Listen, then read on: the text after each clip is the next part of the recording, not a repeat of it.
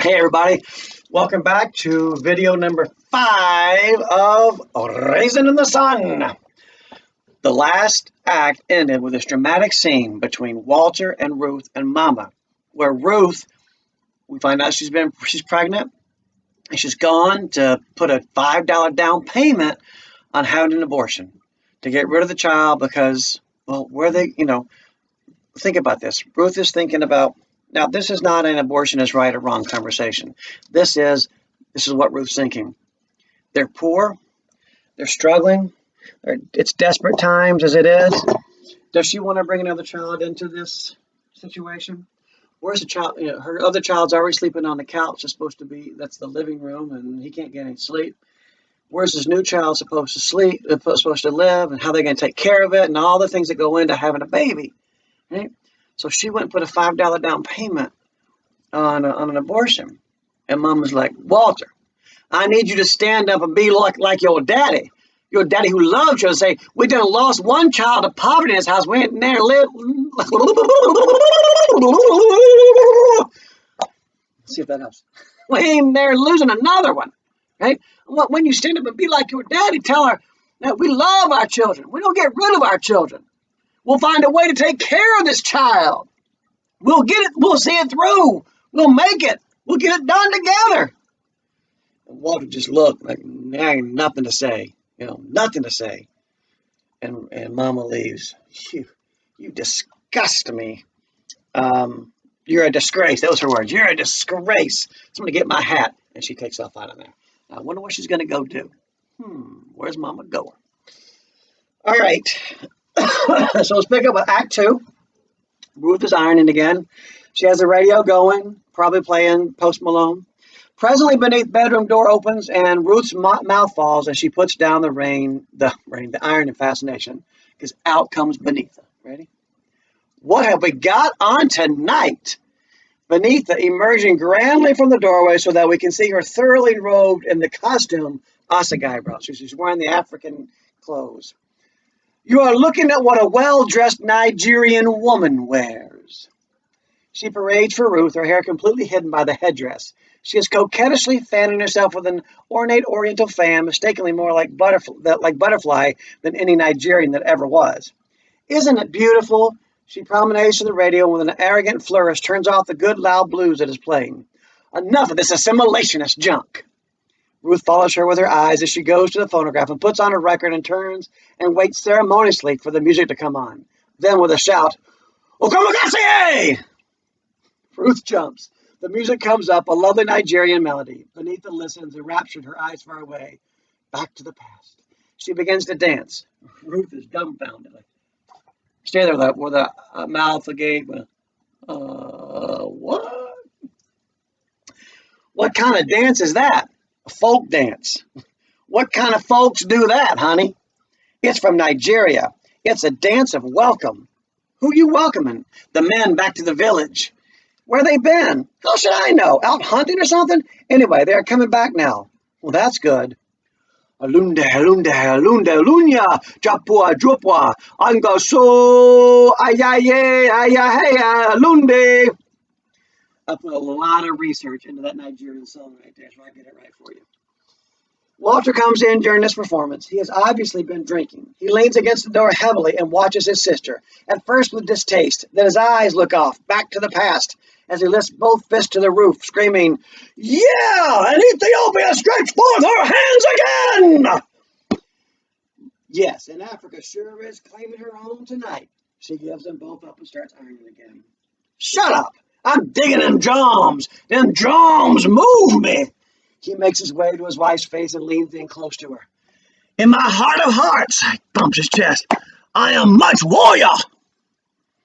Without even looking up, Ruth says, in your heart of hearts, you are a much drunkard. Walter coming away from her and starting to wander around the room, shouting, Me and Jomo! Intently in his sister's face. She has stopped dancing to watch him in this unknown mood. That's my man, Kenyatta! Flaming spear! He is suddenly in a possession of an imaginary spirit, actively spearing enemies all over the room. Okamagase! The lion is waking! Oh, he pulls his shirt open and leaps up on the table and gestures with a spear. The bell rings. Ruth goes to answer. I'll leap up. Whoa! What a leap! Yeah, I'm not gonna do that part now. Nobody needs to see any of that now, right? Walter on the table, very far gone, his eyes pure glass sheets. He sees what we cannot, that he is the leader of his people, a great chief, a descendant of Shaka, and that the hour to march has come. Listen, my black brothers! Okumagasie! Do you hear the waters rushing against the shores of the coastlands? Okumagasie! Do you hear the screeching of the cocks in yonder hills beyond where the chiefs meet in council for the coming of the mighty war? Okumagasie! Do you hear the beating of the wings of the birds flying low over the mountains and the low places of our land? Ruth opens the door. George Murchison enters. Okumagasie! Do you hear the singing of the women, singing the war songs of our fathers to the babies in the great houses, singing the sweet war songs? Oh, do you hear, my black brothers? We hear you, flaming spear. Let us prepare for the greatness of the time. And then George looks at George and goes, Black brother. And George goes, Black brother, hell. Ruth, having had enough and embarrassed for the family. Benita, you got company. What's the matter with you? Walter Lee Younger, get down off that table and stop acting like a fool. Walter comes down off the table suddenly and makes a quick exit to the bathroom. That's what the character does in the play. We acted it out. Can you stand there and go, beat your chest and go, I am Flaming Spear! I am Flaming Spear! Omakase! Omakase! Omakase! Omakase!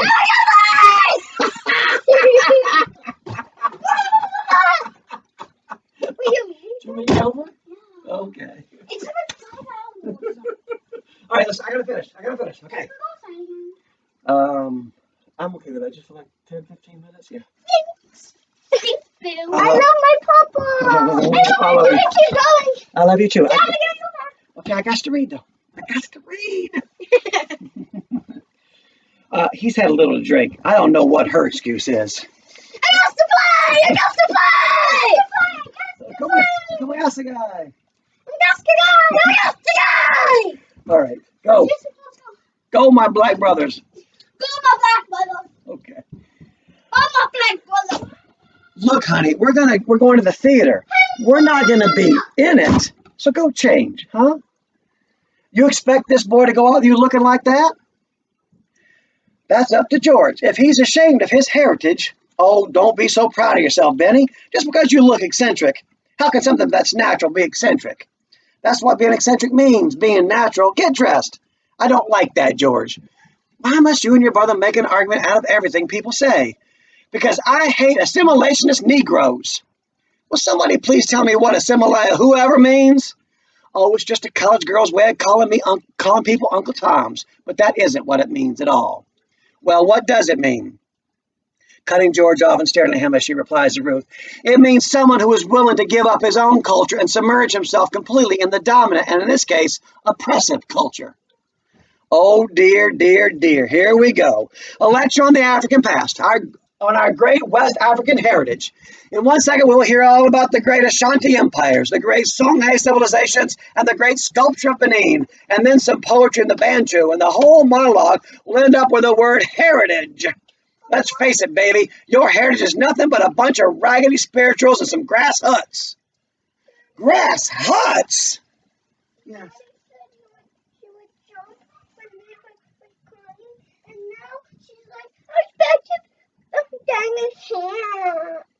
What? Go remind her that she said, and Mary, whenever you're ready, I'll go jump with you. Remind her that she said that. Yeah, I did. She was like, just remind her again. Daddy. See there? You are standing there in your splendid ignorance talking about people who were the first to smelt iron on the face of the earth. The Ashanti were performing surgical operations when the English, Ruth pulls the door to with Benita on the other side and smiles graciously at George. Benita opens the door and shouts the end of the sentence defiantly at George. We're still tattooing themselves with blue dragons. She goes back inside. Have a seat, George. They both sit. Ruth folds her hands rather primly in her lap, determined to demonstrate the civilization of her family. Warm, ain't it? I mean, for September? Just like they always say about Chicago weather. If it's too hot or cold for you, just wait a minute and it'll change. Everybody says it's got to do with them bombs and things they keep setting off. Would you like a nice cold beer? No, thank you. I don't care for beer. I hope she hurries up. What time is the show? It's an 8:30 curtain. That's just Chicago, though. And New York standard curtain time is 8:40. Can you get an idea of George? You know, he's rich. He's all dressed up. He's snobbish, pretentious, right? He is rather proud of his knowledge. I'm sorry. You get to New York a lot, a few times a year. Oh, that's nice. I've never been to New York. Walter enters. We feel he has relieved himself, but the edge of unreality is still with him. New York ain't got nothing. Chicago ain't. Just a bunch of hustling people all squeezed up together, being Eastern. Oh, you've been plenty of times, Bruce. Walter Lee Younger. Plenty. What we got to drink in this house? Why don't you offer this man some refreshment? They don't know how to entertain people in this house, man. Thank you. I don't really care for anything. Where's Mama? She ain't come back yet. Walter, looking Murchison over from head to toe, scrutinizes his carefully casual tweed sports jacket, over cashmere V-neck sweater, over soft eyelet shirt and tie, and soft slacks, finished off with white buckskin shoes. Why all you college boys wear them fairish-looking white shoes? Walter Lee. Well, they look crazy as hell, white shoes, cold as it is. You have to excuse him. No, he don't. Excuse me for what? What you always excusing me for? I'll excuse myself when I needs to be excused. They look as funny as them black knee socks Benita wears out here all the time. It's the college style, Walter. Style, hell. She looks like she got burnt legs or something. Oh, Walter. Oh, Walter. Oh, Walter. Now you gotta get all, man to man with George Murchison, okay? How's your old man making out? I understand you all gonna buy that big hotel on the drive. He finds a beer in the refrigerator, wanders over to Murchison, sipping and wiping his lips with the back of his hand, and straddling the chair backwards to talk to the other man. Shrewd move. Your old man's all right, man. I mean, he knows how to operate. I mean, he thinks big. You know what I mean? I mean, for a home, But I think he's kind of running out of ideas now. I'd like to talk to him. Listen, man, I got some plans that could turn this city upside down. I think like he does. Big. Invest big, gamble big, hell, lose big if you have to. You know what I mean? It's hard to find a man on the whole South Side who understands my kind of thinking. You dig? He scrutinizes Murchison again, drinks his beer, squints his eyes, and leans in close, confidential, man to man. Me and you ought to sit down and talk sometimes, man. Man, I got me some ideas. Yep, sometimes we'll have to do that, Walter. He understands the indifference that George just showed him, and he's offended by it. Yeah, well, when you get the time, man, I know you a busy little boy. Right? Now, remember we talked about this in To Kill a Mockingbird, how offensive and patronizing and belittling that term is, when they call a grown black man boy. And remember what was his name? The prosecutor from To Kill a Mockingbird. Right, yes. Yeah, Mary Grace, that was it. And he kept calling him, well, were you there? Boy, you sure do a lot for the Yules, don't you? Boy, did you ever get paid for that work? Boy. So here is Walter doing the same thing to George Murchison. I know you a busy little boy. Walter, please. I know ain't nothing in this world as busy as you black college boys with your fraternity pins and white shoes. Oh, Walter Lee. I see you all the time with books tucked under your arms, going to your classes.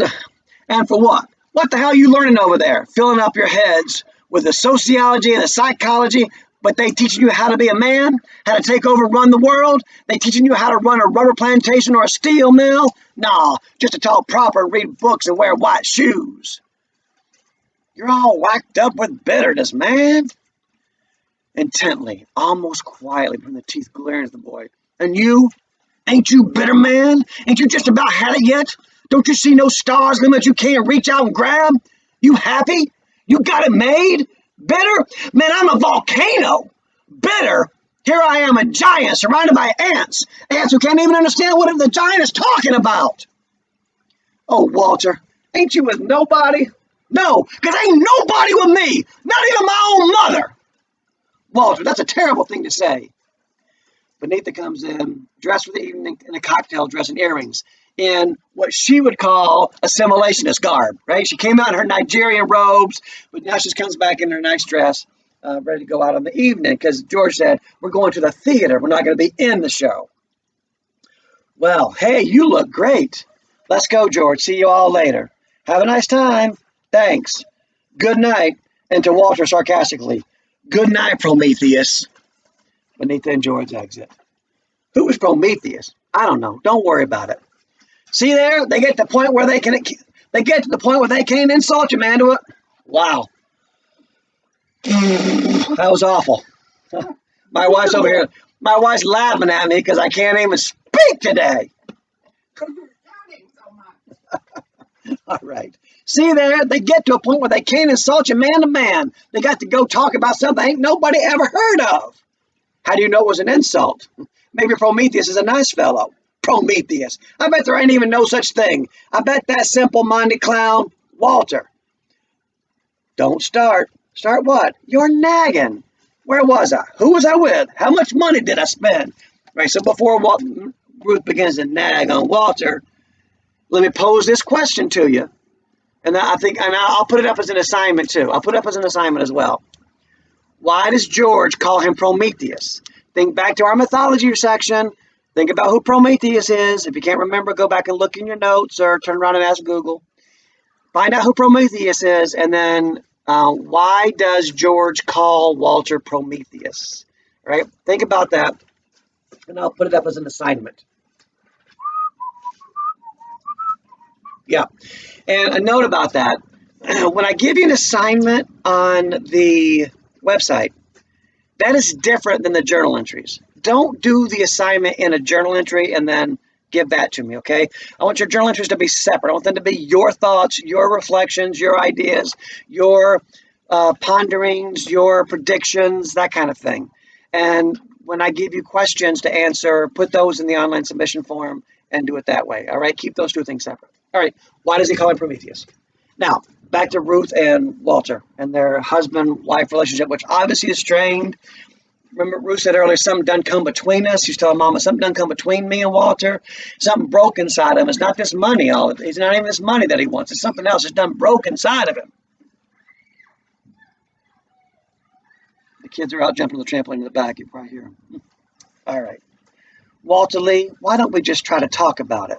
I've been out talking with people who understand me, people who care about the things I got on my mind. I guess that means people like Willie Harris. Yes, people like Willie Harris. Why don't you all just hurry up and go into the banking business and stop talking about it? Why? You want to know why? Because we're all tied up in a race of people that don't know how to do nothing but moan, pray, and make babies. The line is too bitter even for him, and he looks at her and sits down. Oh, Walter, honey, why can't you stop fighting me? And why was that so mean? I'll wait. I'm giving him wait time. Cameron? Yes. Yeah, Cameron got it right. Because Benita's pregnant and she just went and put a down payment on the abortion. And it's tearing the family up. It's tearing Mama up. Remember, I started this whole video with this interaction between Mama telling Walter, stand up and be like your father. Be like Big Walter. Say, we done lost one child to poverty. We ain't losing another. We take in children. We don't get rid of children. We're going to find a way to make it. And so he says, all these women can do is moan, pray, and have babies. It's just too mean for even him to take. Why can't you just stop fighting me? Who's fighting you? Who even cares about you? Well, she waits a long time and then with resignation starts to put away her things. I guess I might as well go on to bed. I don't know where we lost it, but we have. I'm sorry about this new baby, Walter. I guess maybe I better go on and do what I started. I guess I just didn't realize how bad things was with us. I guess I just didn't really realize. She starts out to the bedroom and stops. You want some hot milk? Hot milk? Yes, hot milk. Why hot milk? Because after all that liquor you come home with, you ought to have something hot in your stomach. I don't want no milk. You want some coffee then? No, I don't want no coffee. I don't want nothing hot to drink. Why are you always trying to give me something to eat? What else can I give you, Walter Lee Younger? Ooh. She stands and looks at him and presently turns to go out again. He lifts his head and watches her going away from him in a new mood that began to emerge when he asked her, who cares about you? It's been rough, ain't it, baby? She hears and stops but does not turn around, and it continues to her back. I guess between two people, there ain't never as much as understood as folks generally think there is. I mean, like between me and you. How we gets to this place where we're scared to talk softness to each other. Why do you think it got to be like that? Ruth, what does it gets into people ought to be close? I don't know, honey. I think about it a lot. On account of you and me, you mean? The way things are with us? The way something done come down between us? There ain't so much between us, Walter. Not when you come to me and try to talk to me, try to be with me, a little even. Sometimes, I don't even know how to try. Walter? Yes. Coming to him gently and misgiving, but coming to him. Honey, life don't have to be like this. I mean, sometimes people can do things so that things are better. You remember how we used to talk when Travis was born, about the way we were going to live, the kind of house. Well, it's all starting to slip away from us. Now, I just want to bring you back to a moment in time when Mama said she and Big Walter, about 2 weeks after they got married, moved into this apartment. And it wasn't supposed to be their forever home. It was supposed to be for a little while. They put money away, little bit by little bit. They had a house picked out in Morgan Park, and they were going to move there and raise their family and live their dream. But it done slipped away from them, right? And they spent their whole life in this little apartment that the kids now call a rat trap. But it wasn't a rat trap. It was an apartment of love. What happens to a dream deferred? Does it dry up like a raisin in the sun? What happens? And now here's Ruth and Walter saying their dreams about slipped away from them. They got to do something about it. Or they're going to be in the same situation Mama is. 40 years later, still waiting on that dream. Let's find out where Mama went. Mama, where have you been? Them steps is longer than they used to be. Whew! She ignores his question and sits down. How you feeling this evening, Ruth? Ruth shrugs, disturbed somehow having been prematurely interrupted and watching her husband knowingly. Mama, where have you been all day? Still ignoring him and leaning on the table and changing to more comfortable shoes. Where's Travis? I let him go out earlier and he ain't come back yet. Boy, is he gonna get it. Mama. Yes, son? Where did you go this afternoon? I went downtown to tend to some business that I had to tend to. What kind of business? You know better than to question me like a child, brother. Rising and bending over the table. Where were you, Mama? Brings his tail down. Ah! Oh, man, I think I just broke my dresser.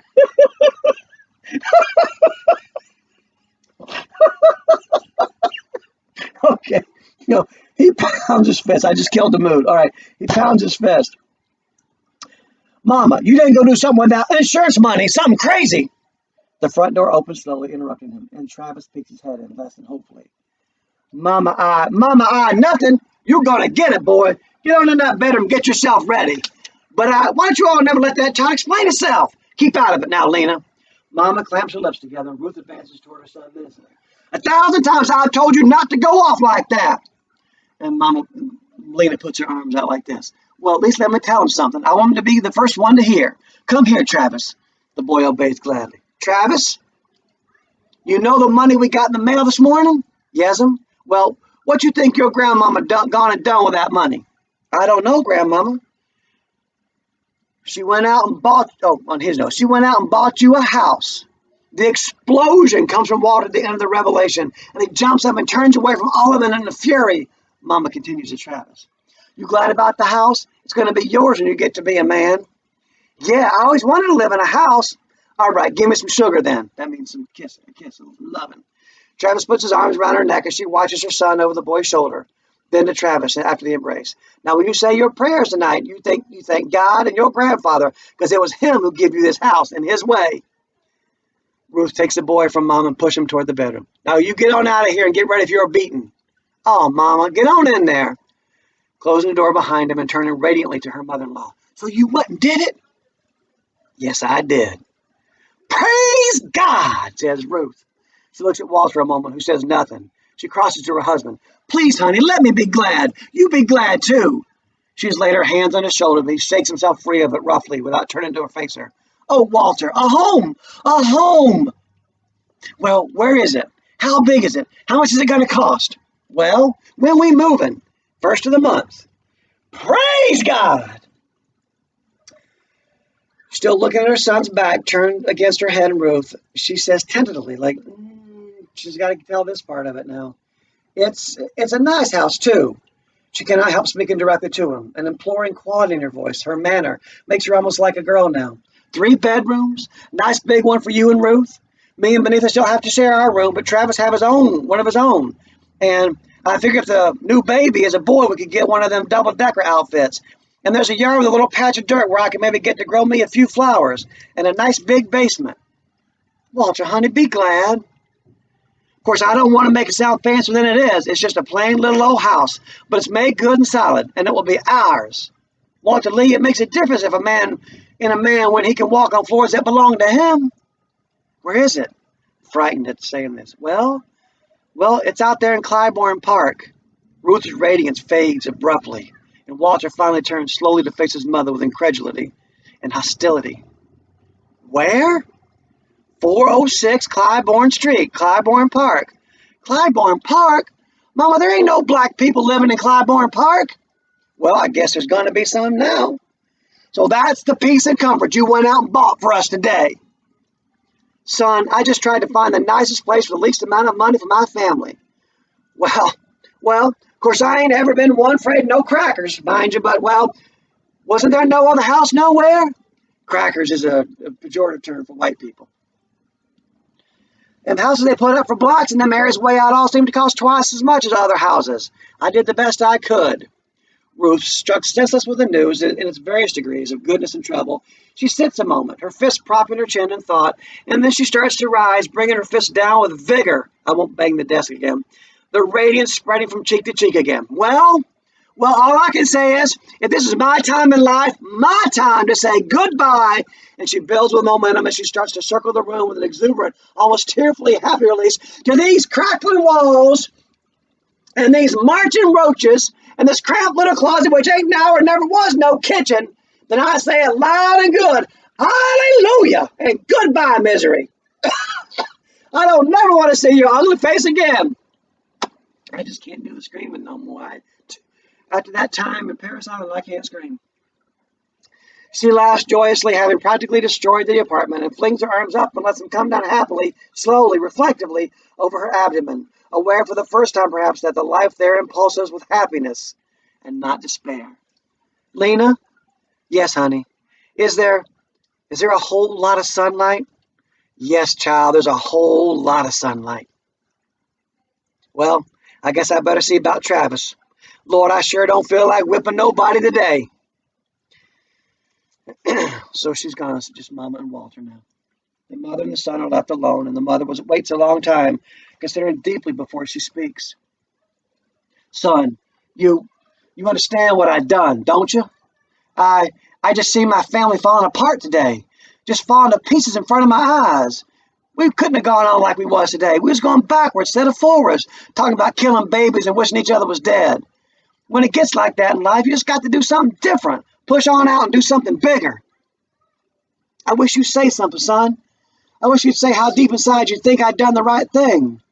Slowly crosses to the bedroom door, and finally turning there and speaking measurably to his mom. What you need me to say you done right for it. You the head of this family. You run our lives like you want to. It was your money, you did what you wanted with it. So what you need for me to say it was all right for? So you butchered up a dream of mine, you always talking about your children's dreams. Walter Lee. Boom. Closes the door. And Mama just sits there. Man. Right? I mean, Mama went out. Now, it really was Mama's money. She went out, and she's trying to make it right for everybody. Now, 40 years this has been her dream, and now she can do her dream and maybe save that baby in Ruth's stomach, maybe fix what's between Walter and Ruth, eventually, and give Travis a place to grow up into a fine young man, and eventually have Walter come around. Eventually, hopefully, maybe. We'll see. Actually, there's more twists and turns coming. Don't worry. Okay? Whew. Okay. So Mama went out and bought the house. Great news! But it's in Clybourne Park. You know black people live out in Clybourne Park. Maybe you can see there's a conflict coming. Maybe you can see that this is going to be a problem. This black family wanting to move into all white neighborhood. We'll see how that plays out. Okay. All right. Thank you all for doing all your work, man. Most of you, are getting it all in. There's a couple of you that's still lagging behind, but again, those couple of you probably aren't even watching this video. But those of you are getting it in. I appreciate you. Those that are doing some thorough work, I ask you please do work that's um, representative of a honors ninth grade English student, not just when there are 5 questions, I get 1, 2, 3, 4, 5, and 2 words on each line. That's not an honors English student work. No, put some thought into it. Give me some answers, right? Show me that you're thinking about it, that you're doing more than just regurgitating some information, that you're taking it in, you're digesting it, and you're thinking about it, and you're bringing it back up in your way, your insights, your ideas, your thoughts, your voice. Okay, stop there. I love you all. I do. I really do. I miss you. Um, we should do a Zoom. I know we should do a Zoom together. When I do the videos like this, though, you can watch them on your own, and you can. I try to explain some things, but I know we don't get to do the face to face, so we'll try to get some Zoom into. Yeah. All right. I love you. I'll see you next time. Be safe, be happy, and be healthy, everybody.